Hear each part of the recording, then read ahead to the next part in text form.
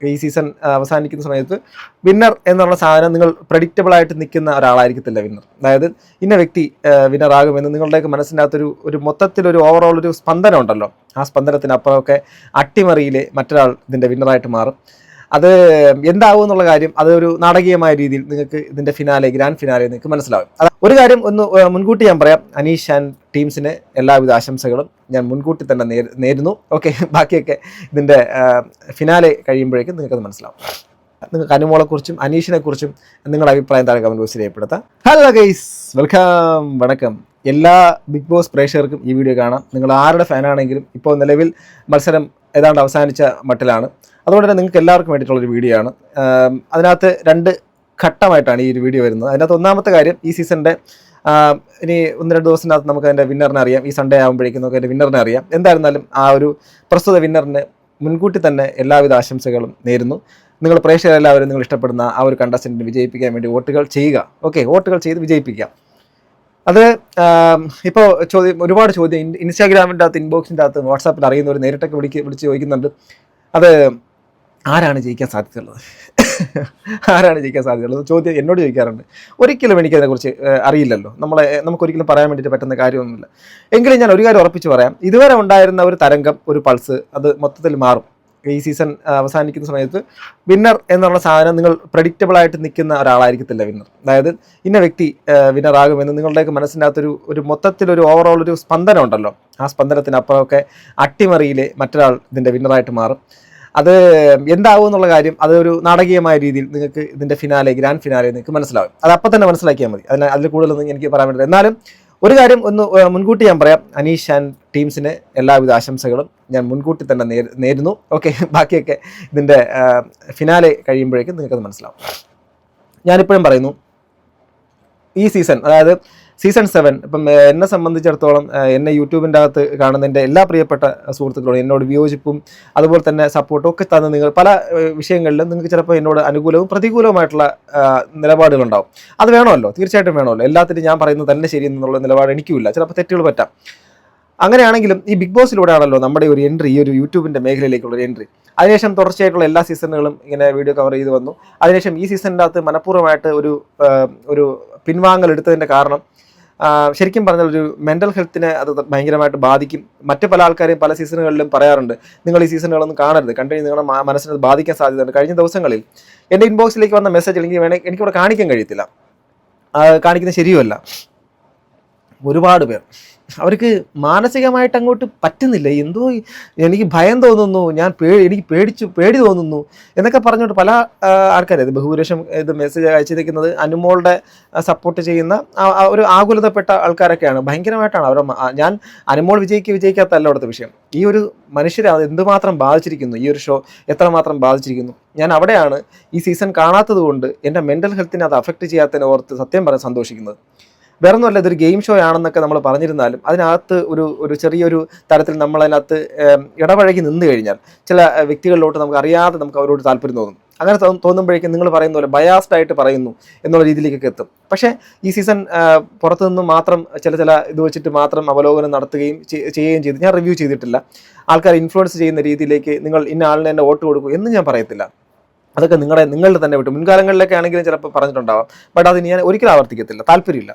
പക്ഷേ ഈ സീസൺ കടന്നു പോകുമ്പോൾ ഒരു കാര്യം ഉറപ്പിച്ച് പറയാം, ഈ സീസണിൻ്റെ വിന്നറാകുന്ന വ്യക്തി അടുത്ത 1 വർഷത്തേക്ക് തീർച്ചയായിട്ടും ഈ സമൂഹത്തിൻ്റെ മുമ്പിൽ വളരെയധികം വലിയ പരിഹാസപാത്രമാവും. അത് നിങ്ങൾക്ക് അത് കഴിഞ്ഞതിന് ശേഷം മനസ്സിലാവുന്നുള്ളൂ.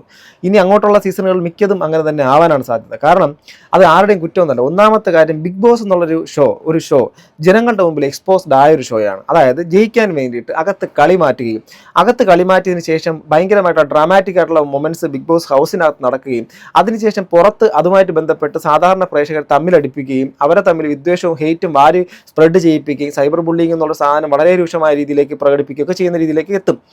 ആ സമയത്ത് മാത്രം ഇതിനകത്ത് കുമിഞ്ഞു കൂടുന്ന TRPയും അതിനകത്ത് വരുന്ന വരുമാനവുമാണ് ഈ ഒരു ഷോയുടെ സംഭവം. എല്ലാ കാലത്തും ഈ ബിഗ് ബോസ് ഷോയ്ക്ക് എഗെയിൻസ്റ്റ് ആയിട്ട് നിന്നുകൊണ്ട് അഭിപ്രായം പറയുന്ന ഒരാളാണ് ഞാൻ, വിമർശനാത്മകമായിട്ട്. ഓക്കെ, ആ ഒരു ഷോയോട് എനിക്ക് പലതരത്തിലുള്ള വിയോജിപ്പുകളുണ്ട്.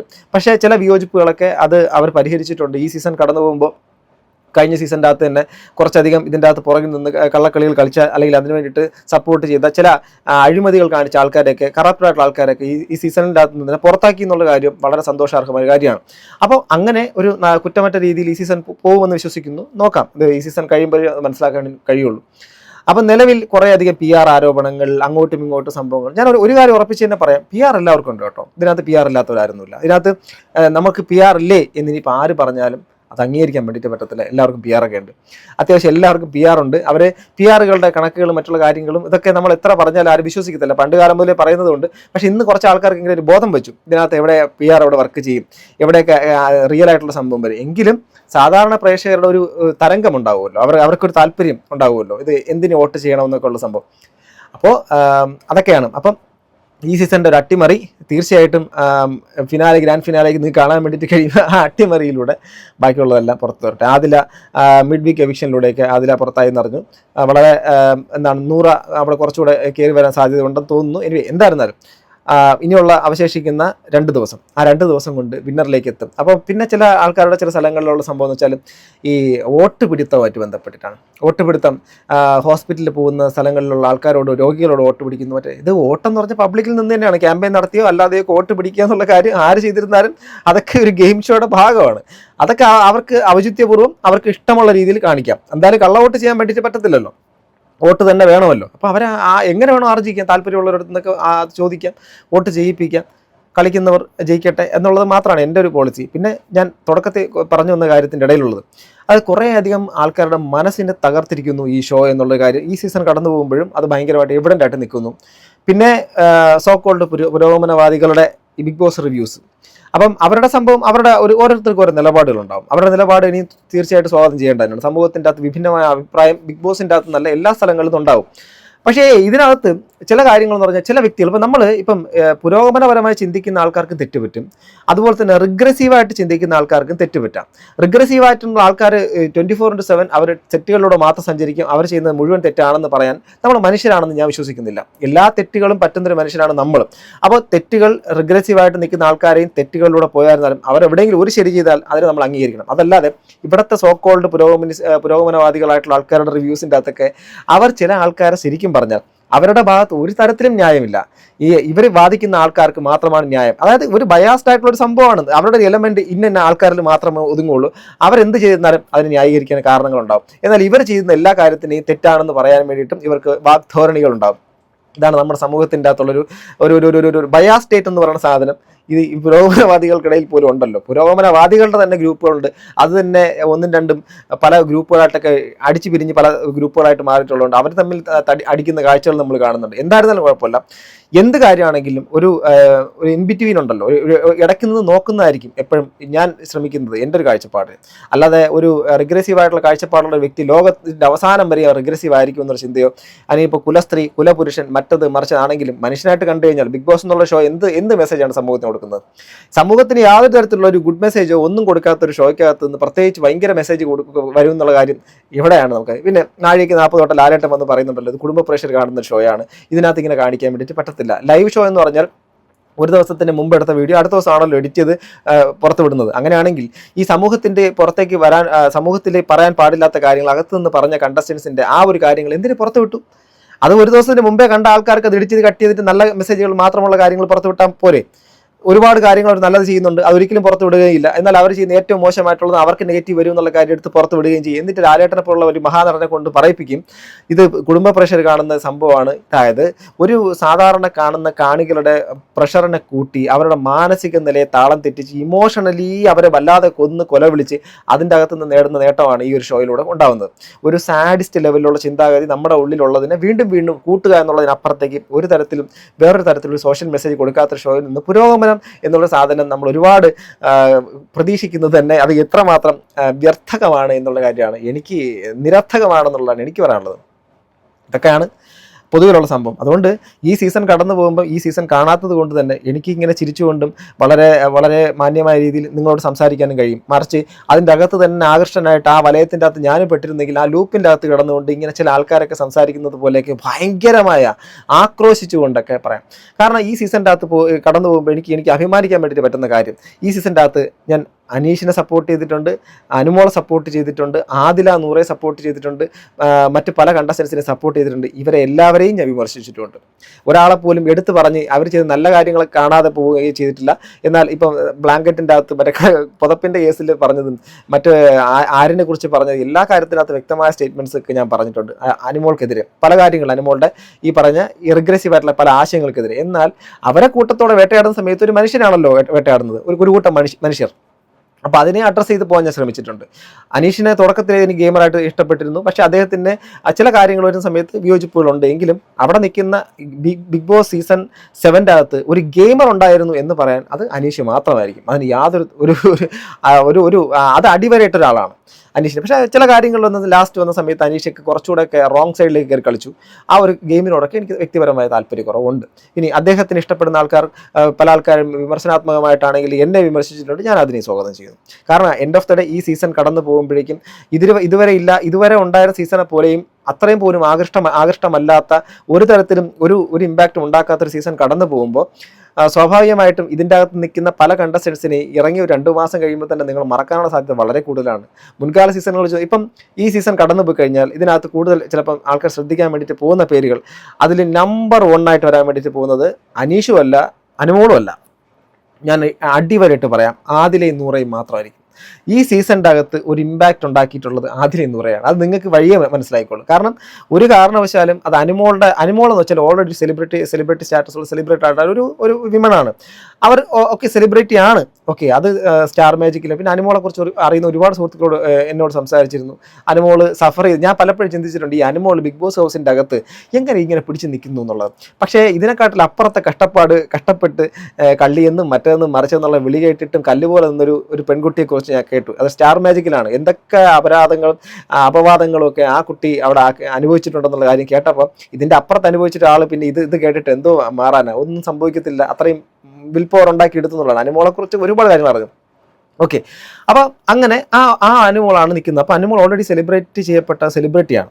അതുകൊണ്ട് തന്നെ അനുമോൾക്കൊരു ഇമ്പാക്റ്റ്, ഓൾറെഡി ഉണ്ടായിരുന്ന ഇമ്പാക്റ്റിന് അപ്പുറത്തേക്ക് ഒരു പുതിയൊരു ഇമ്പാക്റ്റ് ഒന്നും അനുമോൾക്ക് ഉണ്ടാക്കാൻ വേണ്ടിയിട്ട് ഈ സീസൺ കടന്നു പോകുമ്പോൾ ഉണ്ടാവില്ല. അനീഷിനെ സ്വാഭാവികമായിട്ട് മുൻകാലത്ത് പല TV ഷോയിലൊക്കെ ഉണ്ടായിരുന്ന ആളാണ്. ഒരു കോമണർ കാറ്റഗറിയിലാണ് അദ്ദേഹം വന്നിട്ടുള്ളതെങ്കിലും അദ്ദേഹം ഓൾറെഡി പല സ്ഥലങ്ങളിലും അദ്ദേഹത്തിൻ്റെ മുഖം കാണിച്ചു പോയൊരു വ്യക്തിയാണ്. അതുകൊണ്ട് നമുക്ക് എല്ലാവർക്കും വളരെ പരിചിതമല്ല എങ്കിലും അദ്ദേഹം ഓൾറെഡി വന്നു പോയതാണ്. ഒരു കോമണർ എന്ന് പറയാൻ പറ്റത്തില്ല എന്നുള്ള സത്യമാണ്.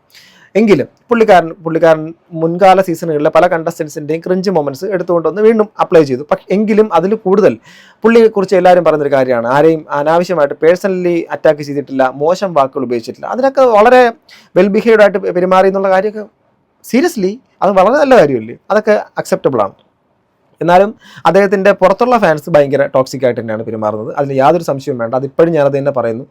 പിന്നെ ബാക്കിയുള്ള അക്ബറിൻ്റെ കാര്യം, പിന്നെ അതാ പറഞ്ഞത്, അത് ഇതിനകത്ത് ആദില നൂറ അവർക്കൊരു ഇമ്പാക്റ്റ് ഈ സീസണിലൂടെ ഉണ്ടാകും. ഈവൻ നെവിൻ പോലും ഈ സീസൺ കടന്നു പോകുമ്പോഴേക്ക് എത്ര നാൾ ഇതിൻ്റെ അകത്ത് ലൈം ലൈറ്റിൽ ഉണ്ടാവുമെന്ന് പറയാൻ വേണ്ടിയിട്ടൊന്നും പറ്റത്തൊന്നുമില്ല.